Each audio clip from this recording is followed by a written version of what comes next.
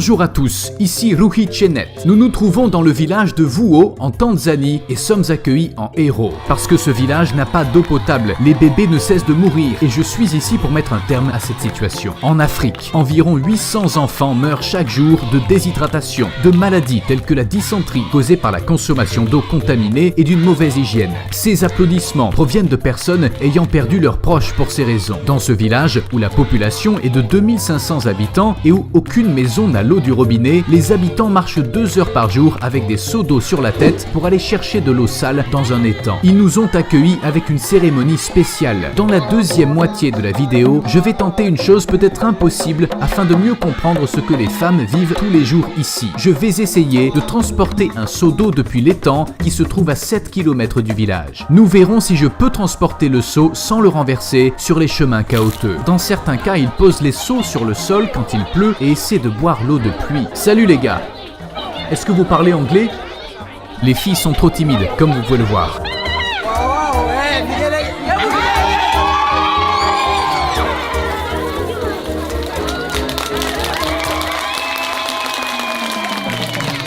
Le chef du village a tiré la première eau du premier puits de la région après des mois d'études de faisabilité. Puis, lorsque j'ai pris la barre, les chants « Water, water » des enfants nous ont fait chaud au cœur.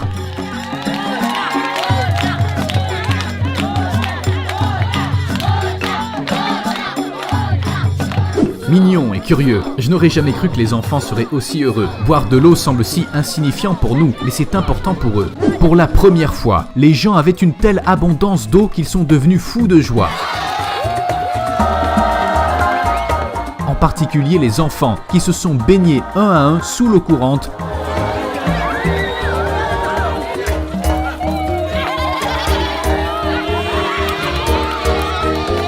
et ont exécuté leur danse locale pour nous.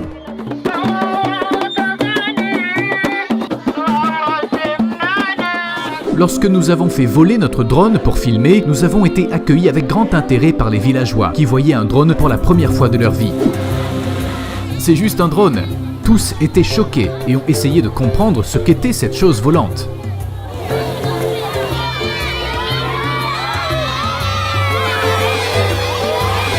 Maintenant, j'ai pris mon seau et je vais marcher 7 km jusqu'à l'ancienne source d'eau pour expérimenter moi-même ce que ces gens éprouvent. Puis je marcherai 7 km au retour avec l'eau sur ma tête. Pourrais-je accomplir ce que les femmes font ici tous les jours? Serais-je fatigué? Le long et douloureux voyage a commencé et la foule curieuse m'a suivi, se demandant si je pouvais le faire ou non.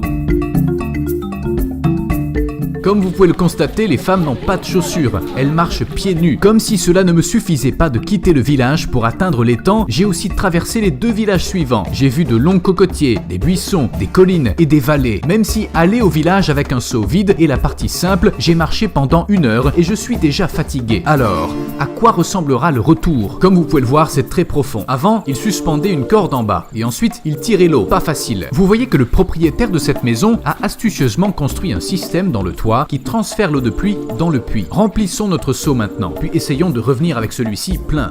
Pouvez-vous enlever vos mains? Sans les mains, sans les mains. Comme ça. Pouvez-vous marcher?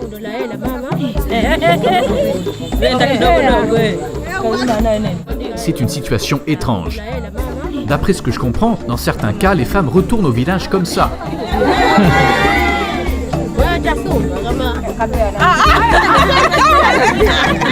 Impossible. Regardez, elle l'a pris tout de suite. Bien qu'elle soit tordue, elle peut garder son équilibre.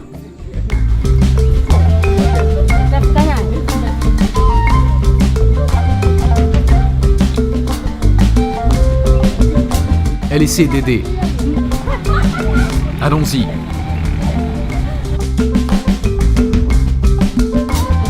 Il commence déjà à pleuvoir à verse. Les femmes ont essayé de me prendre le seau à chaque fois.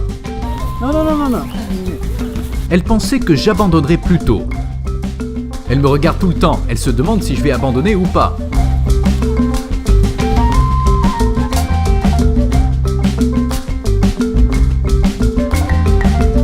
Quand j'ai couru que le son de la nature en portant le seau, c'est presque hypnotisant. C'est une atmosphère très apaisante. Je ne sens presque pas la douleur dans mon cou. Lorsque j'essaie de tenir le seau fermement, mes bras me font également mal. Ce qui est intéressant, c'est qu'au bout d'une heure à une demi-heure de la tombée de la nuit, les mouches qui propagent la malaria vont apparaître. Je dois être rapide. Si je me fais piquer par les mouches qui propagent le virus de la malaria, je serai d'abord pris de tremblements, de vomissements, de douleurs musculaires. Et si je ne suis pas soigné, je pourrais même mourir dans la douleur. Tu vois cet arbre, comme il a poussé de travers. Je suis à mi-chemin. Je suis trempé. Vous pouvez voir que très peu d'eau a été perdue. J'ai les cheveux boueux et je pense pouvoir m'en sortir. Mais ce n'est pas quelque chose que je voudrais vivre tous les jours. Les personnes qui se plaignent de la dureté de la vie, qui se plaignent de travailler ou d'étudier, toutes leurs plaintes n'ont pas de sens ici. Le seau que je porte sur ma tête ne fait que 5 litres. Imaginez pour une famille de 7 personnes. Après avoir parcouru ce chemin fatigant pendant 2 heures chaque jour, ils doivent étancher leur soif, cuisiner, se doucher et laver leurs vêtements avec les 5 litres d'eau qu'ils obtiennent. De plus, cette source d'eau n'est pas propre du tout. Et parfois, cette source d'eau s'assèche complètement. Dans ces cas-là, les gens souffrent de soif et de dysenterie. Les bébés mourraient de soif et d'eau contaminée ici. La quantité d'eau qu'une personne devrait boire par jour est de 2 litres en moyenne et la consommation d'eau quotidienne d'un citoyen américain moyen est d'environ 150 litres, ce qui inclut l'eau utilisée pour prendre une douche, se brosser les dents et produire les aliments qu'il mange quotidiennement. Incroyablement difficile. Ma tête et mon pantalon sont trempés. Mon cou, mes mains et mes bras me font mal. Je sens que mon crâne me fait mal aussi. Hé, madame! Attendez, arrêtez-vous. Et enfin, le voyage de 7 km pour comprendre le quotidien d'une femme africaine était sur le point de se terminer.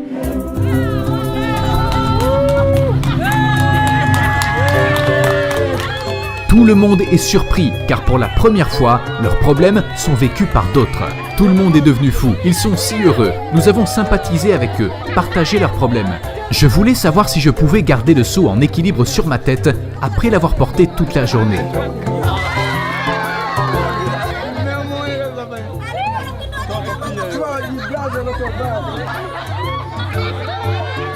Plus personne ne mourra de soif dans ce village.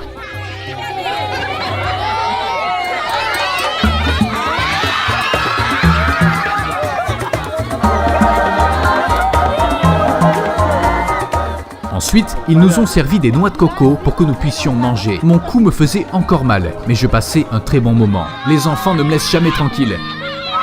Je voulais me promener dans le village et ils me suivaient partout.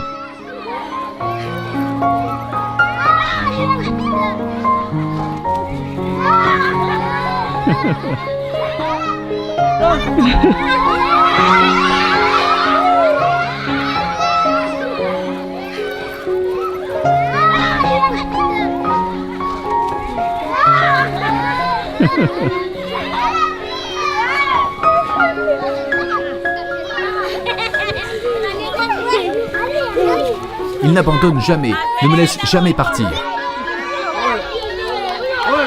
J'ai été très surpris que ces personnes qui ont eu peur des étrangers pendant des années me tiennent les mains si fort. Elles étaient très timides lors de notre première rencontre, mais lorsque nous avons passé du temps ensemble, leur timidité s'est transformée en surprise et en bonheur. Il n'y a pas d'échappatoire. J'ai été très ému que ces enfants, qui avaient besoin de l'affection de leur père, ne me lâchent jamais. Mais maintenant, il est temps de dire au revoir. Attends. Arrête-toi ici. Attends. Bye bye. J'ai fait ça pour qu'ils ne s'approchent pas de la route. N'oubliez pas de regarder les autres documentaires que nous avons réalisés. Abonnez-vous maintenant et aidez-nous à développer notre chaîne. Je suis un réalisateur de documentaires indépendant. Mon équipe et moi continuerons à voyager dans le monde entier pour apporter des informations précieuses et rares à votre porte. Si vous souhaitez nous soutenir, moi et mon équipe, dans les frais de voyage, j'ai activé le bouton de souscription sur ma chaîne YouTube. Vous pouvez cliquer sur les liens qui se trouvent dans la description de cette vidéo et nous aider à créer des documentaires indépendants avec une approche globale. Merci pour votre soutien. C'était Ruhi Chenet pour vous.